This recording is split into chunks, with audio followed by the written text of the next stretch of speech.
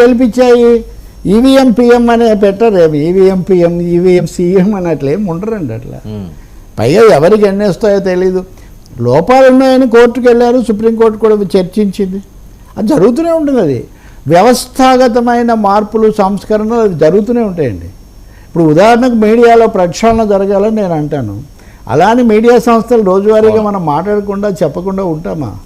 జరుగుతుంటుంది sir. Ballot ఈవీఎమ్మా ఏది correct అంటే ఇప్పుడు ఆ చర్చ అనవసరం అనుకుంటా. Supreme court once for all EVM మీద అంత సందేహం ఏం లేదు. బ్యాలెట్కు తిరిగి వెళ్ళే పరిస్థితి ఏమీ ఉండదు. ఇంకా దట్స్ నాట్ పాసిబుల్. పైగా మన చాలా పెద్ద దేశం అండి, 100 కోట్ల పైబడి. అందుకని అది కాదు బ్యాలెట్కి తిరిగి. ఒక సంస్థ అలా అడిగింది కానీ కోర్టు దాన్ని ఇది చేయలేదు. రెండోది అప్పుడు ఎన్ని అనర్థాలు ఉన్నాయో మీకు తెలుసా అని కూడా వాళ్ళ క్వశ్చన్స్ చేశారు. అప్పుడు తీసుకెళ్ళి బావిలో పడేసేవాళ్ళు, నీళ్లు పోస్తే అది పనికి రాకుండా పోయేది, ఎంత శ్రమ ఇవన్నీ ఉండేవి.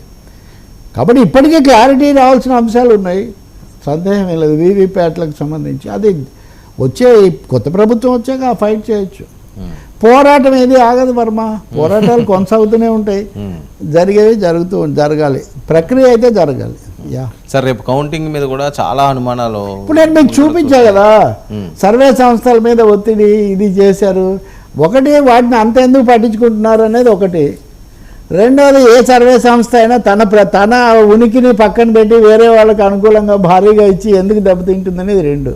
అంచనా తప్పితే వేరే విషయం. కానీ నాకు తెలిసి ఉదాహరణకు మొన్న తెలంగాణలో ఒక సంస్థ బీఆర్ఎస్కి అనుకూలంగా చెప్తూ వచ్చింది. ఆ తర్వాత వాళ్ళు ఇంకోటి పంపించారు, వాళ్ళు పాపం వ్యతిరేకంగానే పంపించారు మొదట. లేదు అన్న తర్వాత వాళ్ళు మళ్ళీ ఏదో ముఖ్యమంత్రినో ఇంకోటినో కొంచెం వయా మీడియాగా ఒక్కొక్కసారి కొంచెం ఆ మాట తర్వాత చెప్పని అట్లాంటి ఒత్తిళ్ళు ఉండొచ్చు. కానీ సర్వే సంస్థలు వేరు. ఇప్పుడు వీళ్ళ ఎగ్జిస్టెన్స్ కదా. అందులో ఒక ఆయన ఎల్లుండి ఏదో విడుదల చేస్తారని ప్రకటించారు, అది జరగవచ్చు. మీ దగ్గర కూడా మొన్న మూర్తి ఆత్మసాక్షి అయిన చర్చ చేసినట్టున్నారు కదా. వీళ్ళంతా వాళ్ళ క్రెడిబిలిటీకి క్వశ్చన్ కదా. మీకు ఒక ఆసక్తికరమైన చెప్తా.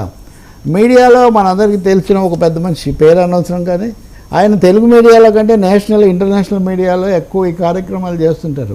1977లో ఎమర్జెన్సీ తర్వాత ఎన్నికలు పెట్టమని ఇందిరాగాంధీకి చెప్పిన సలహా ఇచ్చింది ఆయన. ఆయన ఒక సర్వే చేసి, అప్పటికి ఇంకా ఇంత సర్వేలు పెరగల, కానీ ఆయన ఓడిపోయింది. ఇక ఆ దెబ్బతో ఆయన మళ్ళీ ఇంతవరకు సర్వేలు చేయలేదు, మళ్ళీ కాంగ్రెస్కి ఆయన దగ్గర కూడా కాలేదు. సో ఒక్కోసారి అటువంటివి కూడా జరుగుతుంటాయి ఎక్స్ట్రాడినరీగా, వాళ్ళ మీదే ఆధారపడి. ఇప్పుడు చంద్రబాబు నాయుడు 99 కదా, 2004లో ముందస్తు ఎన్నికలకు వెళ్ళారు. 2003 చివరిలో ఎవరో సలహా ఇస్తేనే కదా వెళ్ళి ఉంటాడు, ఓడిపోయారు. ఎన్టీఆర్ 89లో వెళ్ళాడు, ఓడిపోయారు. కాబట్టి ముందస్తుగా గెలిచారు, కేసీఆర్ వెళ్ళారు, గెలిచారు. అంటే ఆయనకు అప్పుడు వచ్చిన అవుట్పుట్ ఆయన వినే మీరు ఒకటేనండి, భూమికి చెవిపెట్టి వింటే మనకు నిజం తెలుస్తుందండి. అది వినడానికి మీరు సిద్ధంగా ఉన్నారా లేదా అనేది మీ మీద ఆధారపడి ఉంటుంది. సత్యం అనేక, అదే ఏదో చెప్తారు సామెత, సత్యం అనేక దిక్కుల నుంచి వినిపిస్తూనే ఉంటుందట. వింటావా, చెవుల్లో దూది పెట్టుకుంటావా అనేది నీ ఇష్టం అంతే. ఇంకా మూడోది, రాజకీయ పార్టీలు అన్నాక చివరి వరకు వాళ్ళు, మొన్న ప్రశాంత్ కిషోర్ చెప్తున్నాడు, ప్రశాంత్ కిషోర్ పాయింట్ కూడా ఉంటుంది మీకు చెప్పాల్సింది. ఏమంటున్నాడంటే వాళ్ళు ఓడిపోయే వరకు గెలుస్తామంటుంటారని, 3rd రౌండ్ అయిన తర్వాత కూడా ఇంకా లాస్ట్ రౌండ్లో గెలుస్తామని చెప్తుంటారని అలా చెప్తారు. అది లక్షణం. ప్రశాంత్ కిషోర్ పాయింట్ నేను మీకు చెప్పదలుచుకుంది అంటే, మనం కీలకంగా చర్చ చేసాం. చంద్రబాబును ఎందుకు కలుసుకున్నాను అనే దాని మీద ఆయన ఒక ఇంటర్వ్యూలో చెప్పాడు, శ్రీనివాస్ జైన్ ఇంటర్వ్యూలో, న్యూస్ మినిట్. ఏమన్నాడు, నేనేదో జగన్కు సాయం చేస్తున్నానని చంద్రబాబు గారు అనుమానిస్తున్నారని నాకు ఎవరో చెప్తే నేను దాన్ని క్లియర్ చేయడానికి వెళ్ళాను, అంతేగాని నాకు ఎవరితో సంబంధం లేదన్నాడు కదా.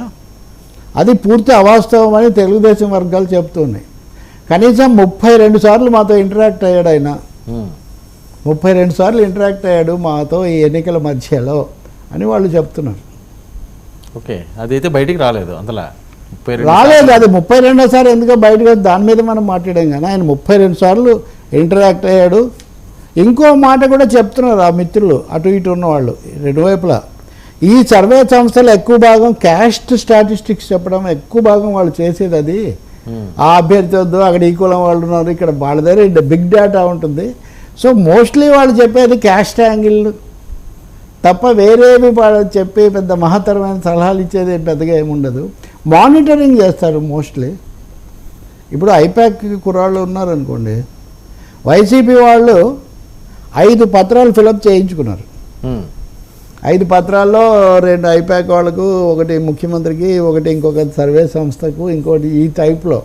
సో ఇలా వీటన్నిటి ద్వారా అలాగే ఎప్పటికప్పుడు ఎక్కడెక్కడ పోలింగ్ మందగించింది, ఎక్కడెక్కడ ఎక్కువ జరగలేదు, వీటిని ఫాలో అప్ చేసుకుంటూ వచ్చారు. వాళ్ళు చేసిన పని ఎక్కువగా అటువంటిది. టీడీపీ వాళ్ళు కూడా 4 సర్వేలు చేయించారట. ఇప్పుడు 5వది వాళ్ళు చేయించారు, కానీ వాళ్ళు దే ఆర్ నాట్ కమిటెడ్. ఇది ఎగ్జిట్ పోల్, పోస్ట్ పోల్ మేము చేయించలేదు, మాకు ఎవరు దొరకలేదు అని నేను అడిగితే వాళ్ళని సమాధానం చెప్పింది. ఎవరు దొరకపోవడం తెలియదు అంటే వాళ్ళు చేయించదలుచుకోలేదు, లేదా చేయించినా చెప్పదలుచుకోలేదు. మీరు అన్నారే ఎందుకు ఇలా అంటున్నారు, నిరుత్సాహం అదే అని. సాధారణంగా మేము ఎగ్జిట్ పోల్లో మా వివరాలు మాకున్నాయి, మాకు అనుకూలంగా ఉంది అన్నట్టు చెప్పడం లేదు, మేము చేయించనే లేదంటున్నారు. కానీ ఈ 2 శిబిరాల్లో మీరు అబ్జర్వ్ చేశారు లేదు సార్, మీరు చాలా మందితో మాట్లాడి ఉంటారు, నాకు కొంతమంది టచ్లో ఉంటారు కాబట్టి